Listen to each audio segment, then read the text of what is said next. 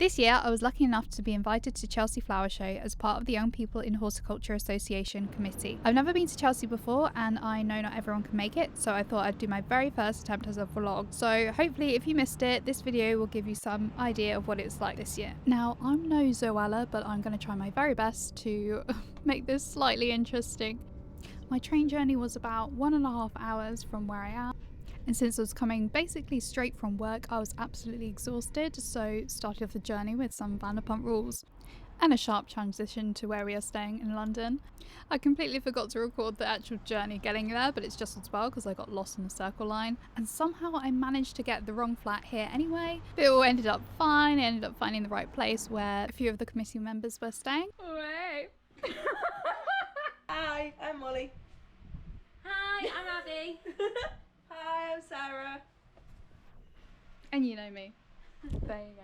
That's cute, I love that. And there's John found that. Huh? What's that? Wave to the people. To the bloggers. To the bloggers. Are you a blogger? She's a vlogger. No, but I am now. What's a blogger? A vlogger? A blogger. A video blogger. Our alarm started going off at 5 to 6 the following morning. This was the view outside. It's so nice where we were staying. Here's a little outfit check. It was very cold in the morning, but I knew it was going to be really hot, so I chose something quite floaty. I absolutely loved Abby's outfit, bright colours. If you know me, you know that bright colours always get me. I absolutely love colour.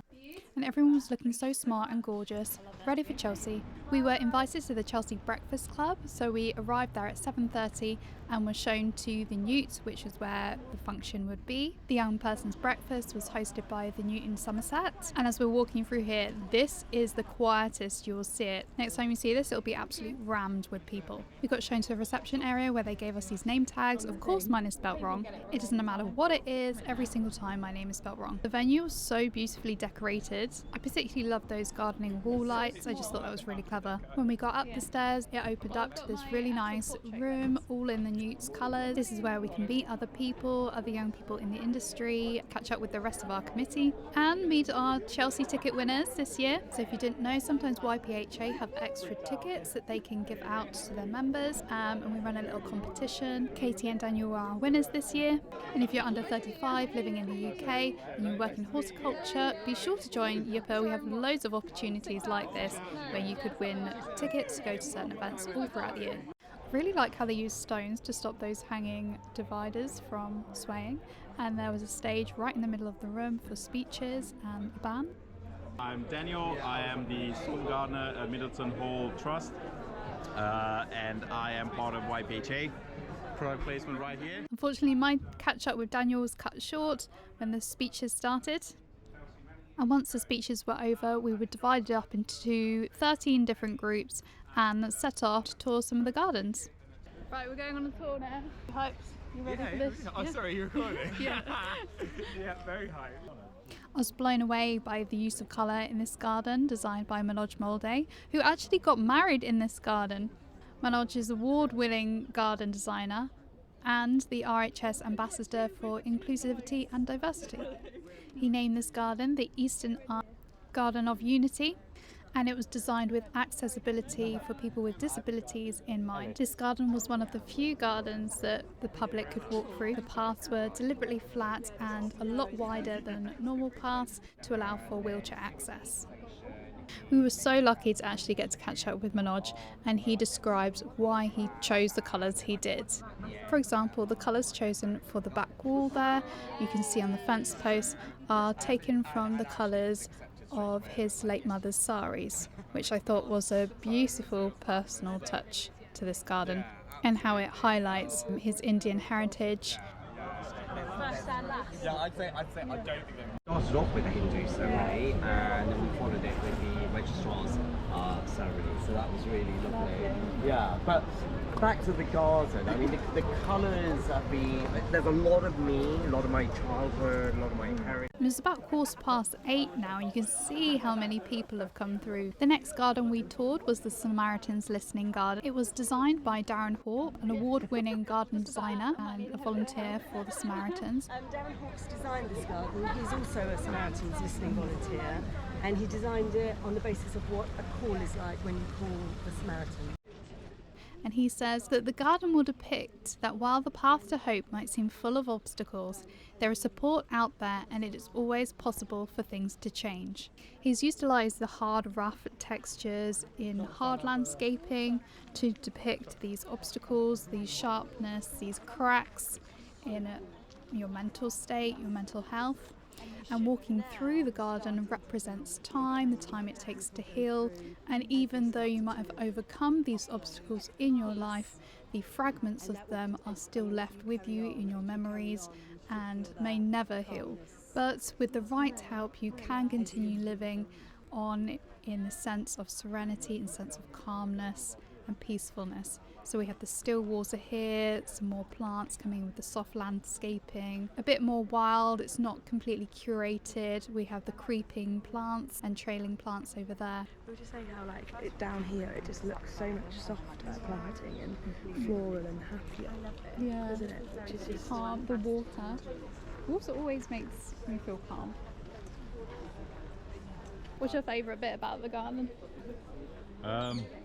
Gosh, how authentic you want me to be? I've been through some dark times, and honestly, it's rather emotional to see kind of the progression where you think is really bad, and thorns and concrete and cracks pretty much appear everywhere, and just to come and kind of like see the progression, and honestly, it's very peaceful.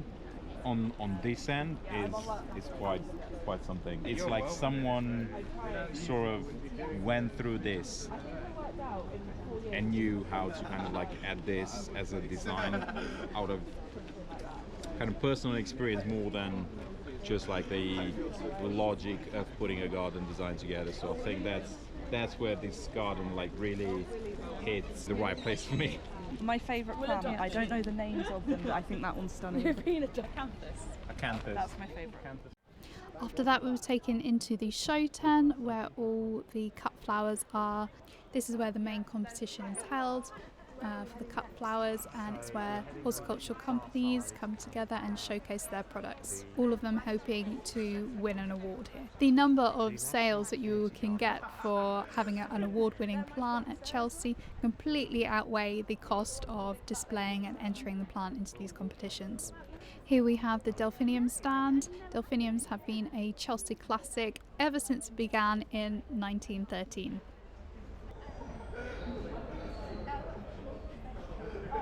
I love succulents and houseplants. It's my jam.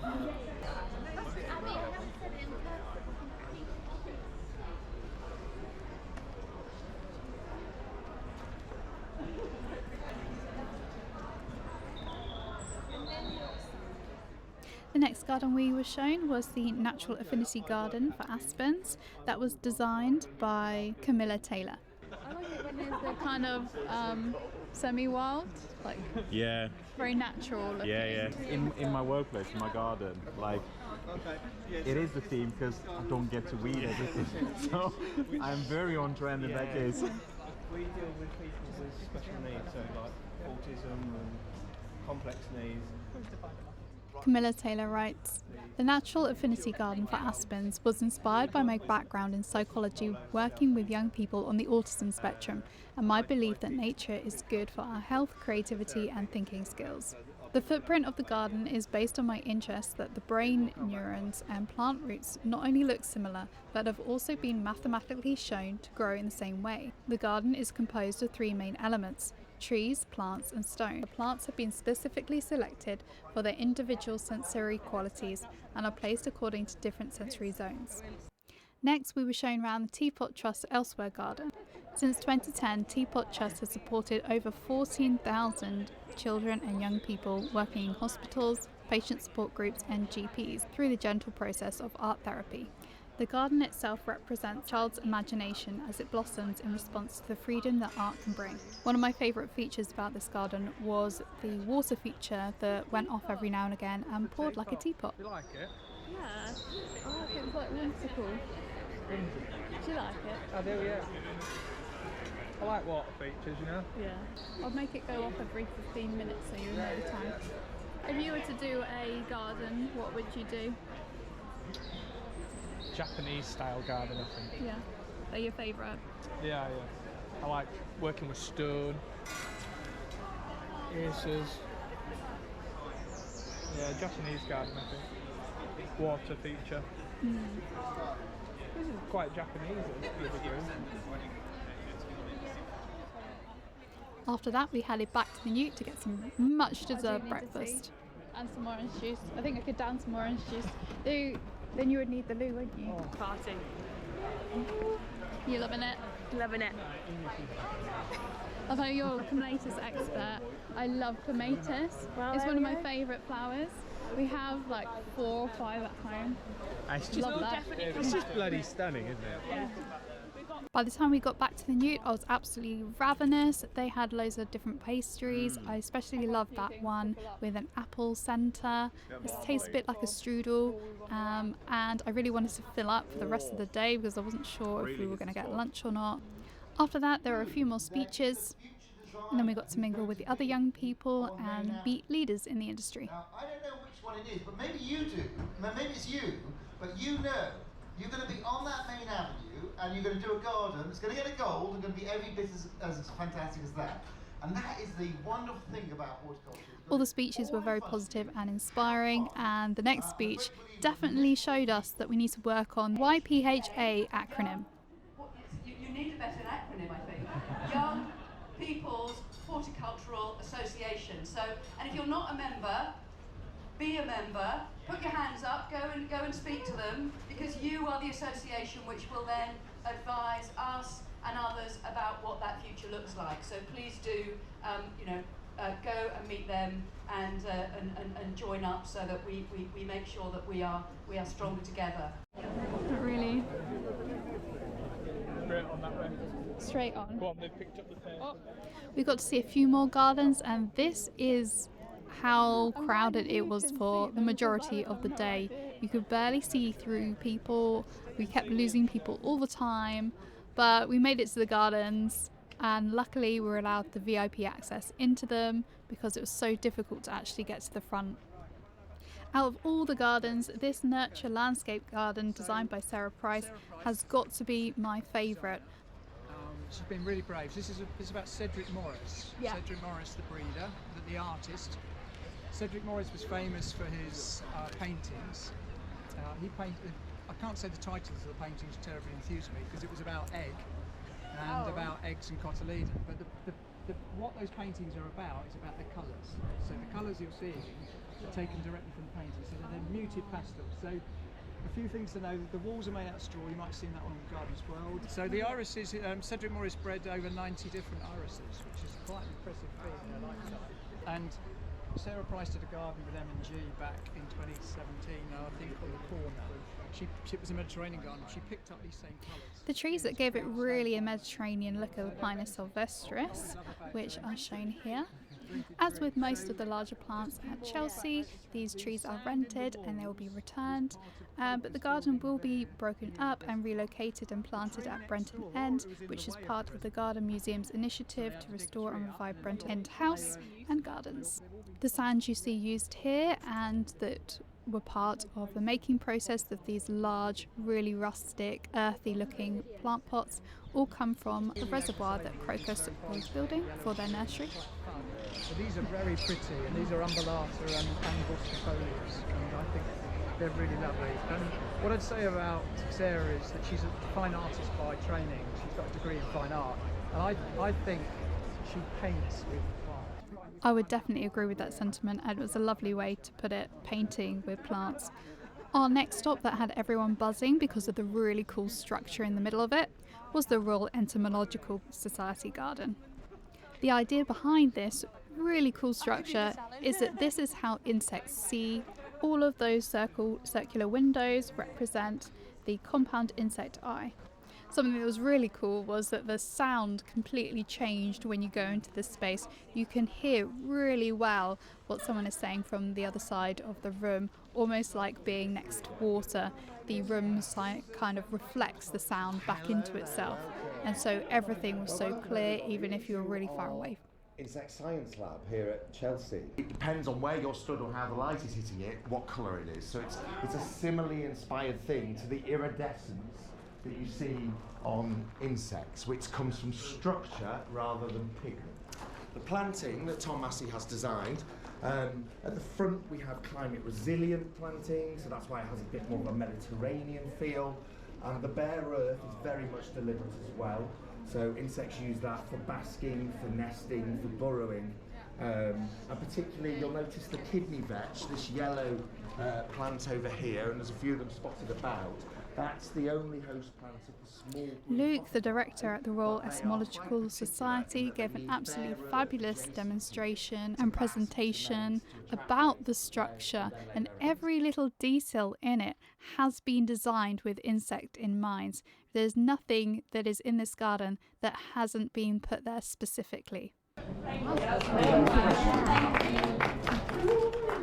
But then sent on the road again, and this time towards the free alcohol. No, I just like this in the room.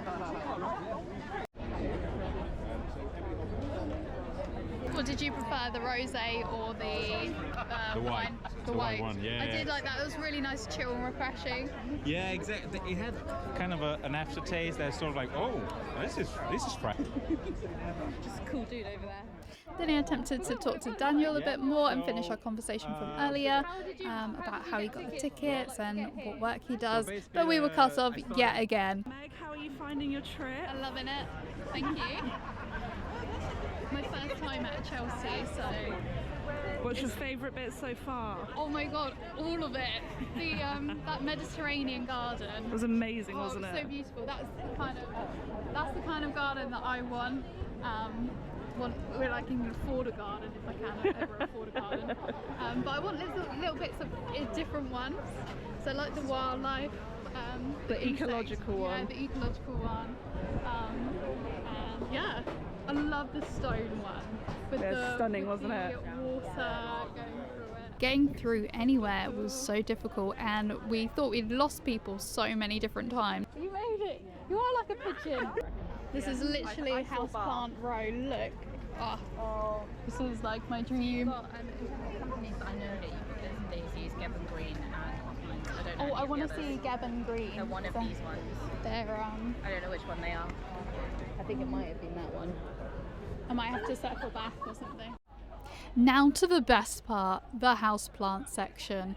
There were a few houseplant stands along the route down to the balcony gardens. The first one we went to was Tropical Plants UK by Opperman Plants, and there was teams of houseplants outside. I was gutted that I actually got there on the Friday because on the Saturday, the following day, they were auctioning off all these plants. They were all so healthy. I know they're deliberately grown for these shows and stuff, so they put them in special conditions to make sure they're absolutely perfect. But look at the condition of this wall. The Monstera High Constellation, Monstera there, Sansevieria, and that is better than the television. Ficus, what's that? It's a Syngonium. That's it, Syngonium, yeah. Looks like Syngonium neon. Yeah, it's huge. Is that Tradescantia? Yeah, that's Tradescantia. I was right in my element here. I have no idea why I was going off and trying to name all the plants that I could. But yeah, I'd never seen such a healthy plant wall, and I wanted to know why and how they kept it looking so good. So we had a little chat with Mike Opperman, the managing director of Tropical Plants UK, and he said it was basically by adding a horticultural wetter to the soil, but you can also do this at home by adding 10 ml of washing up liquid to 10 litres of water. He said not to go any higher than 30 ml of washing up liquid, otherwise it could be poisonous, but basically it helps the water pass through the soil easier and it helps the water be retained by the soil so it doesn't dry out as fast and the roots can absorb it quicker. So I'm definitely going to be trying this with my plants, especially with the ones that have dried way too much during the winter because I haven't been watering them as much during the winter months. the soil can go hydrophobic, so it won't retain the water once you pour it in, and it will just drain back down and the roots won't get any of that water. And everywhere you look, there were these Thai constellations on the wall in pots down below, and then they had a massive one in the corner that must have been worth at least £700 if you were going to divide it up into cuttings. One of the hot topics for all of the houseplant organisations was the use of peat and peat-free compost. As you can see, the peat-free compost, the roots were right at the bottom looking for that water, looking for those nutrients, whereas the peat compost, it was much more spread out. Most people are using a reduced peat compost at the moment, I believe, on most of the nurseries. And it's Geb and Green that are really taking it to the next level by producing their own compost. So this is the Geb and Green stand. They've done it a bit like a laundrette, and they had loads of your typical plants, loads of calatheas, which are so hard to get right. So hats off to them for the amount that they had. And it hadn't gone crispy or died in the time of Chelsea. But we had all your really good houseplants, solid houseplants, asparagus fern there, birds of paradise, philodendron Birkins, all of that jazz, and their pride and joy, their home cultivated compost, which is made from their nursery's plant waste. After a little sit down and a drink, we went back out there and looked at all the balcony gardens. I know this one. And finally, third attempt, final time lucky, I managed to have a chat with Daniel, our YPH ticket member, and his experience of winning his Chelsea ticket. So when I put in my name down for getting tickets to Chelsea, I had so little expectation that I'm actually gonna get in, that during the prize draw I was actually out in the garage just I'm never gonna get it. But as soon as the live stream was off, I started getting texts from people like, "Oh, you're going to Chelsea?" And I was like, "What? Yeah, so I started nearly dancing outside of my home and ran into the house. People probably on my street thought I was crazy, that I lost it. And I was there just excited, I'm going to Chelsea. And here I am. Just woo! What's been your favourite part so far? Favorite part? Geez, I think the garden for the Samaritans. Yeah. That has really been nice. A kind of a personal touch to kind of the experience of seeing a garden and seeing the progression of a garden from a terrible state into a very calm and peaceful place. That for me just was amazing, absolutely amazing experience for that. So Middleton Hall and Gardens is just north of Birmingham, between Birmingham and Tamworth. Is a historic house with moats, walled garden, jetty building, an absolutely amazing place. As a visitor, I used to go there and absolutely love it. And I'm pinching myself every day going into work, how on earth I ever got that job. It's just God's grace, there's no other word for it. And the place will have a transformation in many ways. It would change into having rooms in the gardens and just different areas of the garden, just enhancing the natural beauty, but also getting the visitors to experience what a beautiful garden can be, both in terms of formal gardens to the experience of a shaded garden, a fernery or a stumpery kind of garden. And yeah, that is a very long-term project for getting people and the locals and people coming to visit us in engaging with education, engaging with just seeing beauty. That is it, just engaging with beauty, the beauty that nature is offering us. And I'm so excited for what's coming at Middleton Hall and Gardens. And honestly, if anyone sees this, just visit us, Middleton Hall and Gardens in Warwickshire. I'll love to see you if you ever come visit. Thank you for that, Dan, and if you're in the area, be sure to check out Middleton Hall Gardens. The link is in the description below. The next garden we saw was the RBC Brewind Dolphin Garden. This garden was inspired by passing down knowledge from generation to generation, as well as creating a biodiverse space that purifies the air. Unfortunately, the air was not left pure for long before the Just Stop Oil protesters got there and sprayed the air with their orange powder paint. Luckily, by the time we got to see it, it had all been hosed down. And here's a little appreciation for all the houseplant lovers out there. There were so many indoor plants outside, and there are actually quite a lot of indoor plants that you could take outside in the summer if you wanted to. They make for really nice jungle vibes for patio areas. We're back in the hall now for a little bit, and I'm going to shut up and actually let you enjoy some of these fabulous displays for a little bit at least. Close to the Caribbean. I really wish I could open that one. I wonder what it tastes like. Apparently really good.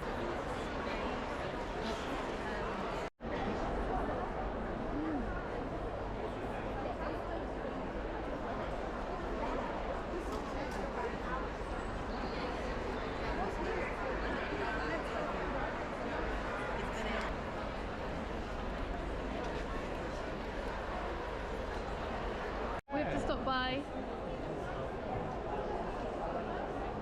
Little appreciation. Anthurium. And I love this Tetrasperma. Yes. Or mini monstera, but it's not. It's not, no. What's it called? It's something. Look at that bougainvillea. Oh wow. Oh my days, that looks stunning. Look how spiky. Is that a euphorbia? Yeah, that's a euphorbia.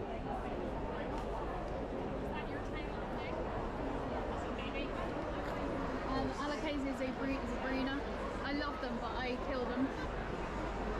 I love bougainvillea. Oh my days. Ciencio Rolianus. Anal beads of the houseplant world. Numbers? Yeah. We are Orchid Society of Great Britain, so there are like orchid growers all around the UK, and thankfully they send their plants whenever they have a show. But most of these actually you can grow in the conservatory. Then we went to the Perennial stand. If you don't know, Perennial is a charity partner for YPHA, and there is John and Lily there getting some pictures. They are about to go on BBC Gardeners World Live to show their show garden in support of Perennial. And next door we have the Grow to Know stand. I thought this was quite an interesting how the inequalities of green spaces in urban areas were addressed with this stand. Grow to Know founder Tayshan Hayden Smith was actually on the stand with Lily at the House of Lords just a few weeks earlier. And the reason why I'm here today is, and in the horticultural industry, is when the Grenfell Tower fire happened, so I live just beneath Grenfell Tower, I took to the streets to seek solace, to seek understanding, and in frustration, anger and sadness. And people were obviously very sad and angry, and side by side with one another, we expressed ourselves creatively. Some people chose to do art. I stumbled across this barren, derelict bit of land, a raised bed owned by the council, which was unloved and just didn't look like something that I felt proud of. So I started to do a bit of litter picking, and that slowly turned into turning it into a beautiful garden. And so we planted seeds of hope post Grenfell through guerrilla gardening, and I don't really know what kind of brought me to that garden. I don't know why I started to put my hands in the soil and get stuck in, but at that point I experienced the healing and unifying powers of nature, which I now am a massive advocate for. If you'd like to learn more about Tayshan's journey, I will leave a link in the description below. The next space that I found really interesting was this designer, and she had been making clothing and fabrics from the roots of wheatgrass, and she actually uses honeycomb for the roots to go-between. It only takes a few weeks for the plants to grow and all these roots to form and mat together. Then the honeycomb is removed and you get this nice fabric made out of the root systems. And as a result of that process, the fabric has a nice honey scent to it. Dan then shared his knowledge of papyrus before we headed to our next garden tour. The next garden we were lucky enough to get a tour of was the Fauna and Floral Garden, built by Living Landscapes and sponsored by Fauna and Flora and Project Giving Back. The garden illustrates the journey of an eco-tourist as they venture on a gorilla trek. At the start of the garden there is a typical tourist kiosk which sells local crafts. So we're actually so lucky to get up here because apparently a lady fell in the water feature. It's surrounded by eucalyptus and banana trees, a medicinal garden, as well as typical foods that gorillas feast on. In the description of the garden it says that the garden aims to demonstrate the critical importance of protecting nature and how this can be best achieved. This is actually stunning. It only took them 3 weeks and it looks fully established. We've got water running through there. I like the shade the bamboo gives. Once Chelsea is over, this garden will be donated to the Biomes of the Eden project in Cornwall. We're so lucky to be able to have this experience to actually climb in the exhibit. Have you done it before? No, my first time at Chelsea. As we were going to our next garden, we passed by some of the edges between the gardens. They have these shops of very nice, very fancy horticultural things, sundries. A bit too expensive for me, but they create some absolutely lovely displays. This is the Centrepoint Garden, designed by Cleve West and built by Crocus. The main focus of this garden was bringing awareness to the number of young homeless people in the UK. You can see in the middle of this garden there are ruins from a house, and that's meant to represent slow decay of what a home was to them, and now they are on the streets, essentially in the wild, without a place to call home. And around the back wall there are around 120,000 painted dots to highlight the number of homeless young people currently in the UK.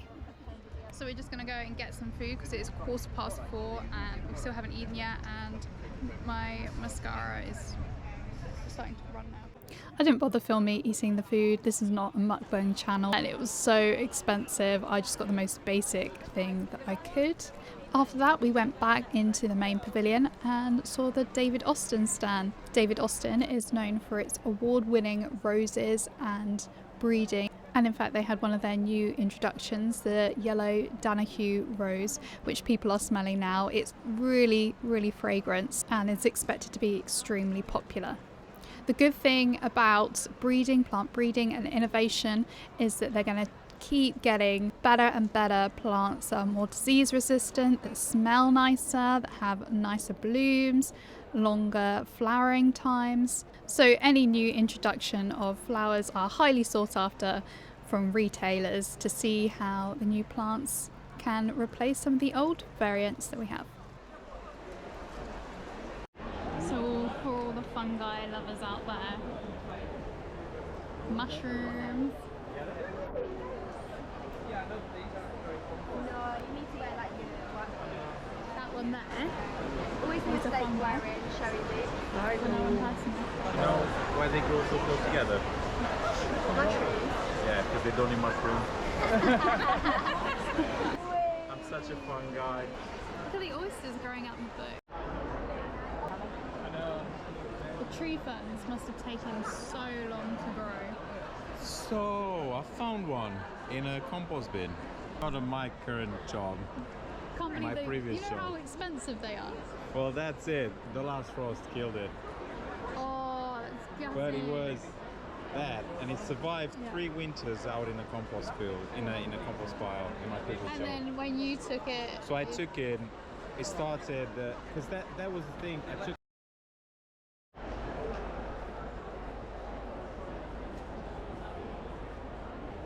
This reminds me of Spider-Man.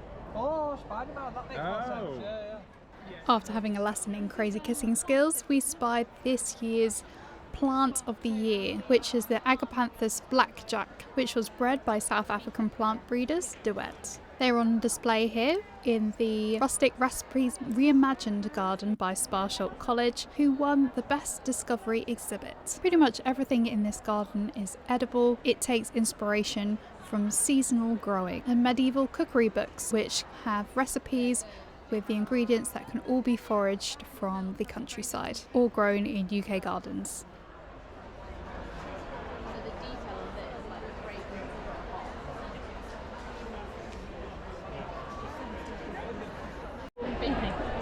Yeah, I'm feeling after that. Surviving? Yeah, just about. Who's the most sunburned, I think? Got rosy cheeks. No, pretty good just gone brown. Yeah, I just tend to go brown. I turn brown. Need to moisturise that. Yeah.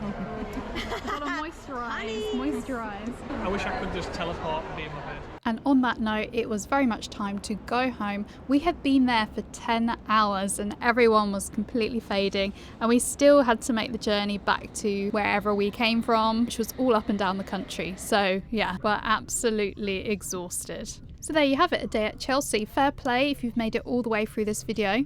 Leave a little comment if you did. Don't forget to subscribe, and I'll see you in the next one.